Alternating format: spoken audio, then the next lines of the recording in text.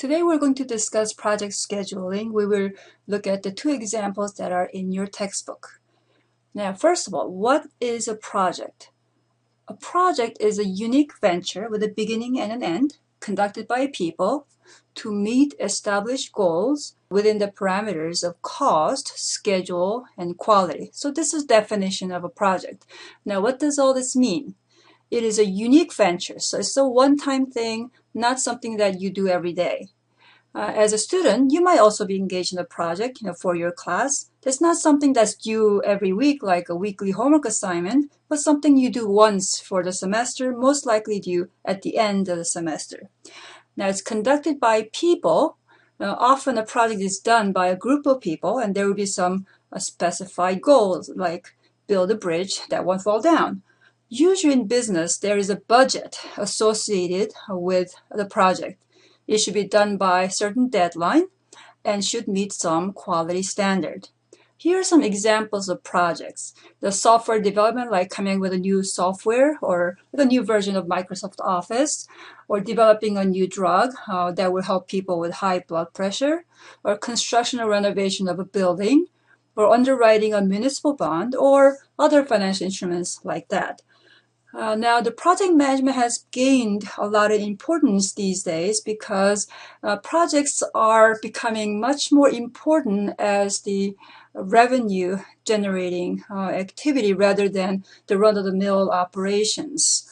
How the projects are managed could now make or break a business. We will focus in this class on management of the time, that is, scheduling the activities in a project. The project scheduling tools like Gantt chart and PERT charts are used frequently in projects. Even for people who are not project managers, it has become important for them to understand such tools. Most people have probably been exposed to a Gantt chart, a bar chart that shows the schedule of activities. So you could see that we have activities lined up here. And then we have bars, each bar indicating the start and finish of the activity. Now, but not as many people are familiar with a PERT chart, the network diagram of the activities. That is down here. Now, so this is the kind of chart we're going to focus on here. There are two techniques that use this kind of network diagram, PERT and CPM. Let's go look it up here. PERT stands for Project Evaluation and Review Technique.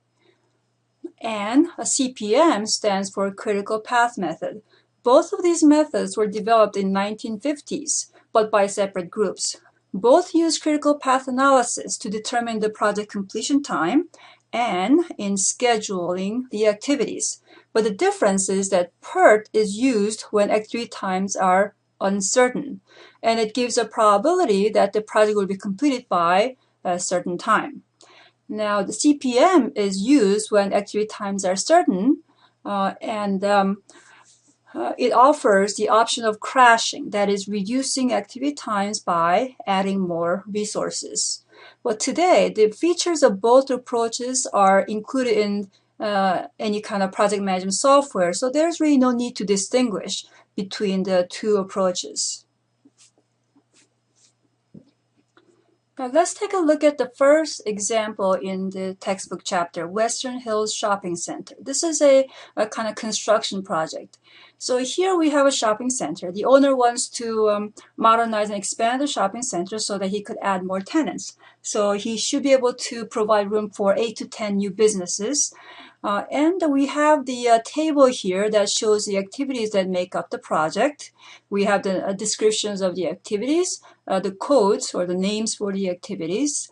And then here we have the immediate predecessors.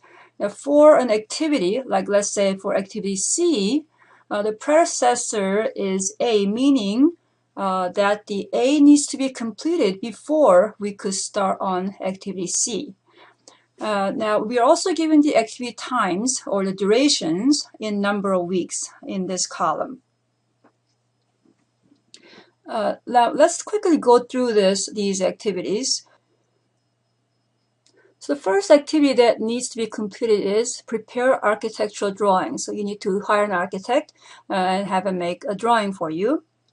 Another thing that you want to do is identify potential new tenants. Now these activities, two activities could be done right away, that they don't have any predecessors. Once A is done, once you have the drawings, you could use the drawings to do the three other activities, C, D, and E.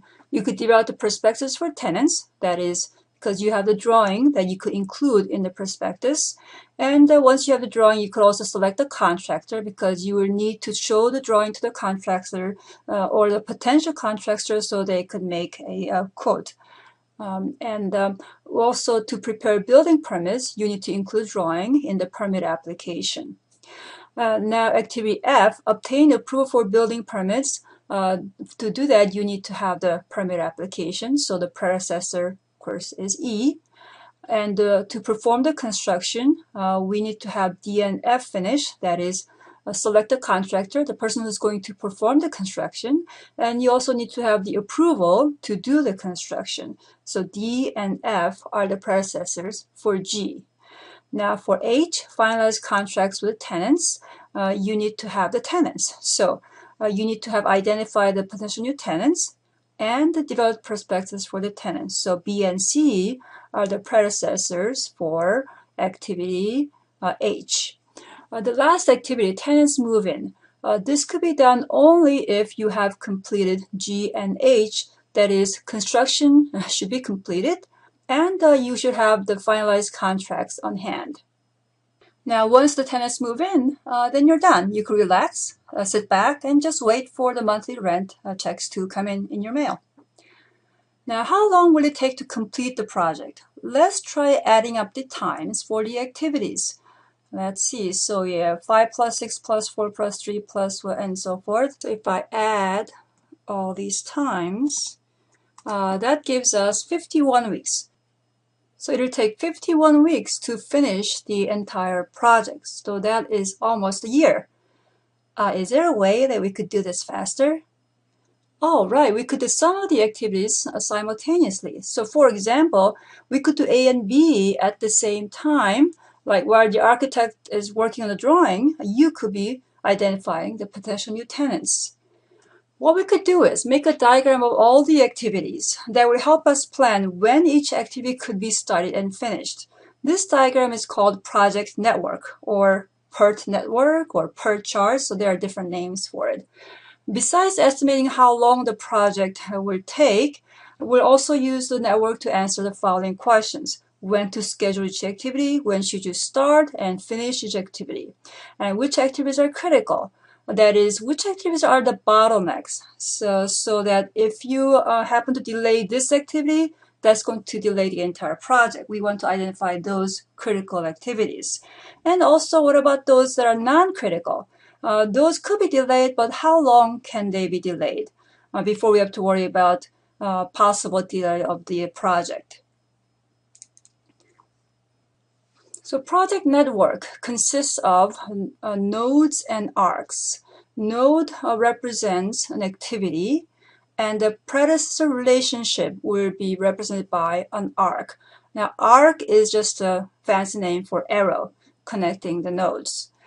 And there will be additional nodes besides the activities called the start node, representing the point in time when the project is started, and finish node, representing the finish point of the project.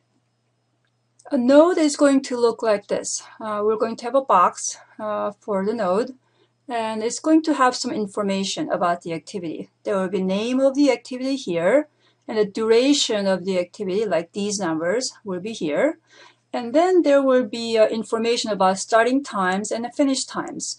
The ES stands for the earliest start, earliest starting time. EF would be earliest finish time. And then you have latest start and latest finish times. And we're going to, as we fill these in later, we'll explain what these things mean. So first, let's draw the network. Here's information from our table we are going to use. So we're going to start with guess what? Start node. So here is a start node. Okay, and this node represents when the project is started. Now from the start node, we're going to have arrows, that is arcs, connecting to A and B, which have no predecessors. So we're going to have here, let's put A here, okay, and B here. And we're going to have an arrow going from start to A and start to B. So this means that A and B could be started as soon as we say go, as soon as the project is started. Okay, now after A is done, we could do what? Oh, C, D, and E. So next to A, we're going to draw these three nodes, C, D, and E. Let's see, so here is C, and then D, and E. Okay, and then we have arcs going from A to each of these three activities. Now, after that, we have F. F has a predecessor E, so that means from E to F, we're going to draw an arc. So from E to F, we have an arc. Okay. Now what about G? G has two predecessors, D and F. So from D and F, we're going to have G. Okay, so we'll put G about here and have an arc D to G and arc F to G. Now what about H? H has two predecessors, B and C. Now B is over here and C is over there. Okay, this is not going to look pretty, but as long as we show the correct information. So B and C, let's say, suppose I put H right about here,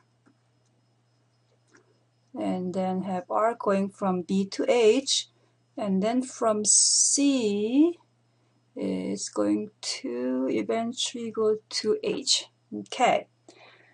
Now the last one, I, has two predecessors, G and H. So from B, G, and H, we have arc going to I.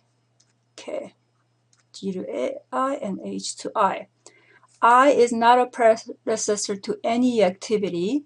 So that means once I is done, once I is done, or I am done, once activity I is done, then we're done.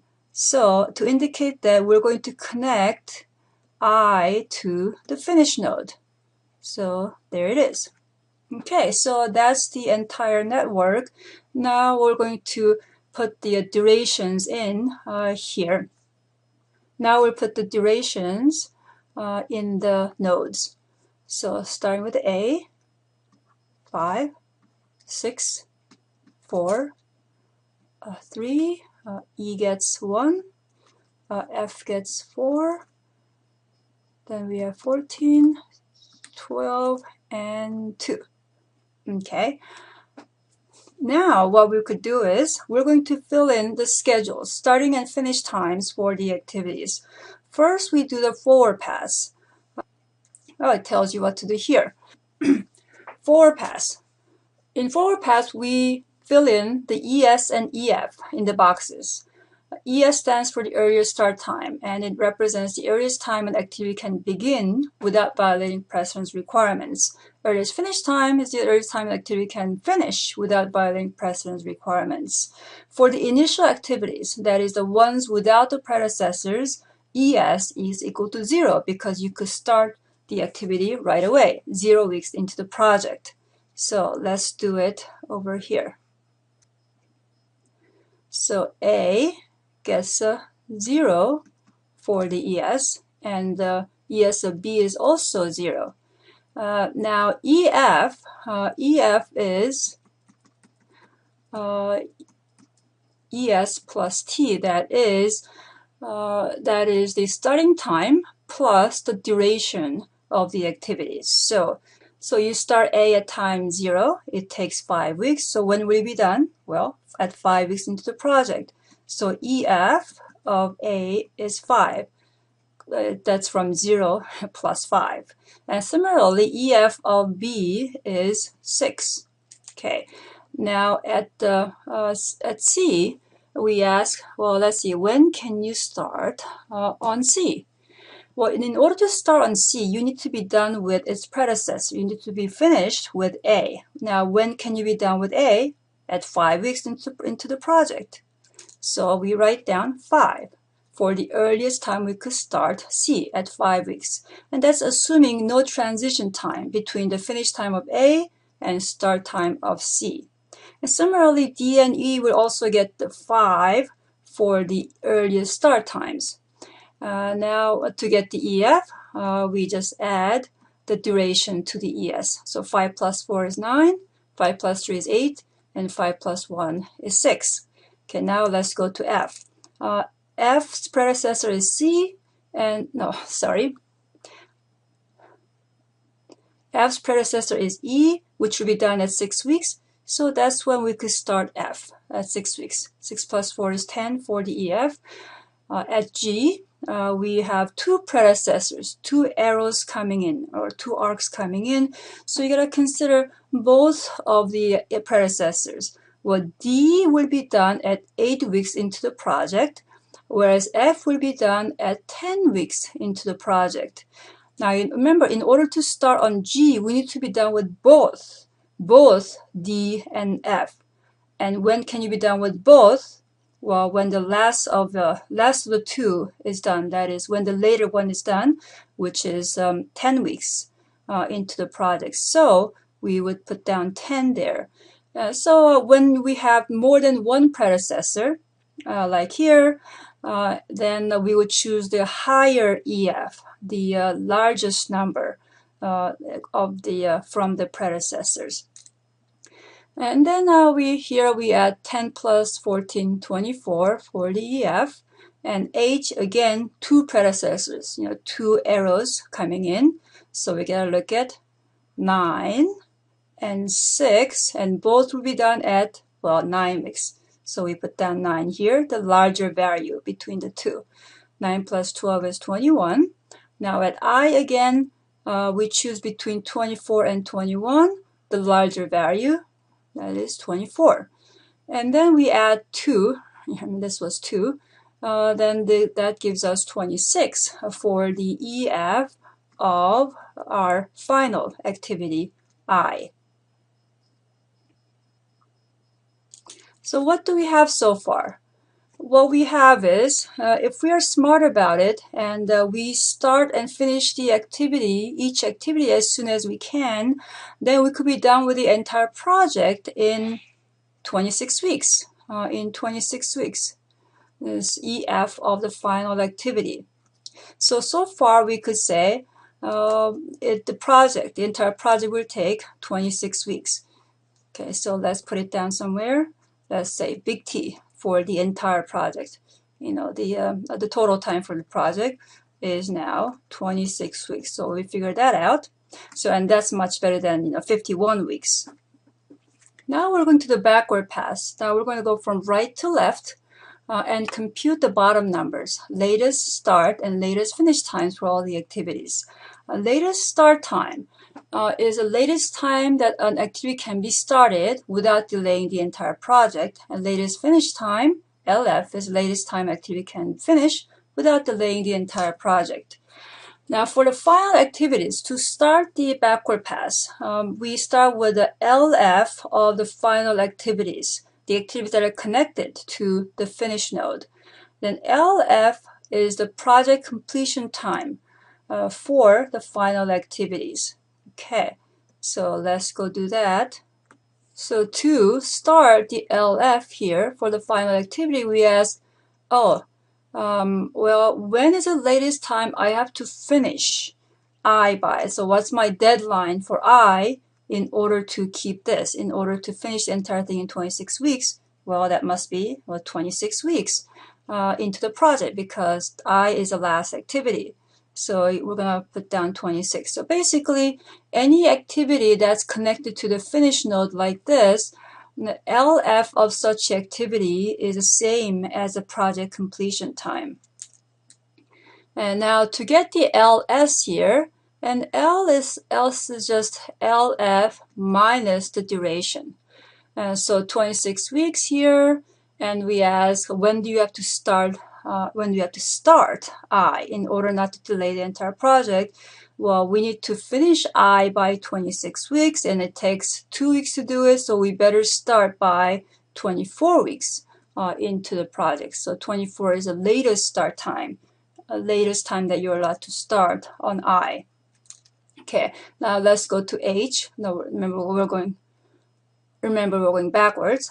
Here, LF of H, and then we're going to look at the outgoing arcs. That is, I is a successor of H. So we're going to look at the successor, LS of the successor, to determine the LF of the activity. So here we're asking, when do you have to be done with H? Well, we want to make sure that I could be started by 24 weeks. So since H is a predecessor, I better be done with H by 24 weeks. So that's 24. So basically, you're going to look at the outgoing arc and then copy down the corresponding LS to get the LF of your activity. Okay, now here we need to just subtract 12 here from 24 to get the LS. So 24 minus 12, well, that is 12. Okay, now for G, again, LF is going to be 24, then minus 14 is 10. Then here for F, we have outgoing arc going over to G, copy down 10, put it right here. 10 minus 4 is 6. Now let's go to E. Here we copy down 6 from here. 6 goes here. Minus 1 is 5. For D, we have, 10. We copied here. Minus 3 is 7. Then here we have a 12. Copied down here. And minus 4 is 8. Okay, now here we're at A. Okay. Well, let's see. Here we have 3 outgoing arcs. So we need to select from 3 values, 8 or 7 or 5. Now let's think about this. When is the latest time that we have to finish A by in order not to delay its successors? Now C has to be started by 8, D has to be started by 7, E has to be started by 5. So this is a number we should worry about. So E has to be started by 5, so I better finish A by 5 weeks into the project. So here what we do is, if you have more than one successor, so out of the LS's of the successors like this, we would choose the smallest number to find the LF of our activity. Okay, so continuing on, 5 minus 5 is 0. And here, B has one successor, H, which has LS of 12. We copy it down here, minus 6. 12 minus 6 is 6. Okay, so that's the end of backward pass.